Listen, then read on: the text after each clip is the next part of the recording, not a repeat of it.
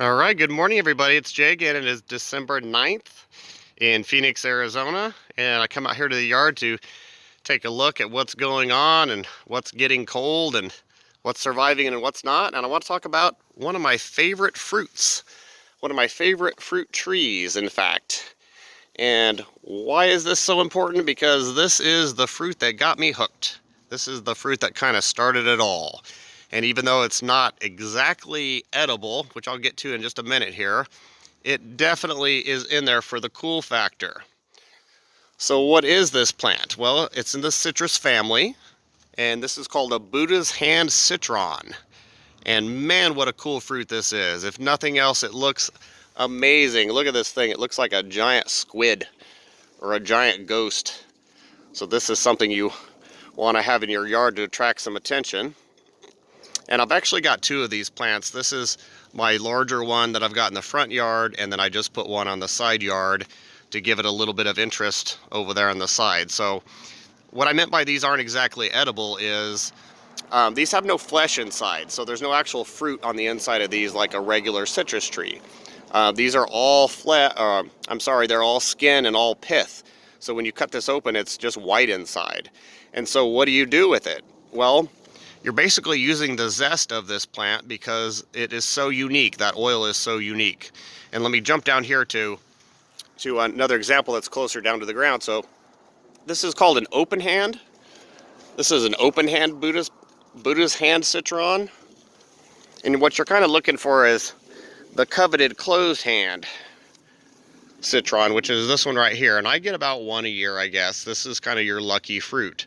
And you'll notice all the other ones on the tree, they're all open. They've all got the open fingers, whereas this one has the closed hand. It's praying. You can see the fingers there are closed. And so this emits an oil like I was talking about. So let me just give this a little bit of a rub. And I wish you guys had smell vision because the smell is amazing. This literally smells like lemon pledge. I don't know if you could get any closer to that smell other than this, but it smells identical to lemon pledge. So what do I do with this then? It's a kind of a useless fruit. Well, not exactly. So not only does it give your yard the super cool factor, but what I also use them is lemonade. So I use the oil from the rinds. So I'll use my regular lemons over here to make my actual lemonade, and then I'll throw in maybe a finger or two of the Buddha's hand citron to give it a little bit of that oil also. So now you've got some of that lemon oil. Wow, these are just amazing. These are the biggest that I've gotten so far. And this little tiny tree, see, he's not that big. It's kind of chocked full of these beautiful little fruit. There's even some down here on the ground. Even growing down here. So yeah, definitely give you that cool factor. And like I said, this is kind of the one that hooked me because you do want some cool plants in your yard. Like this one. I mean, he's just full. And if anything else, they're a conversation piece, and maybe, ooh, I have another sort of closed hand. It looks like this one's kind of giving me the finger though. Look at that one. It's completely closed, except for one finger. He's out here giving me the middle finger.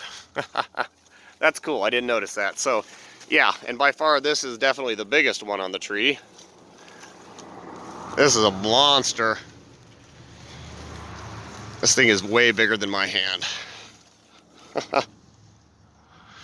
So yeah, they're in the citrus family. They don't like a lot of direct sun like the other citrus plants do. They tend to cook a little bit, so you want to keep him in a little bit of a shadier area. I've actually got this one growing under a pine tree and a papaya, and there's some dragon fruit over here. So it is in the shade for the most part. It does get some sun.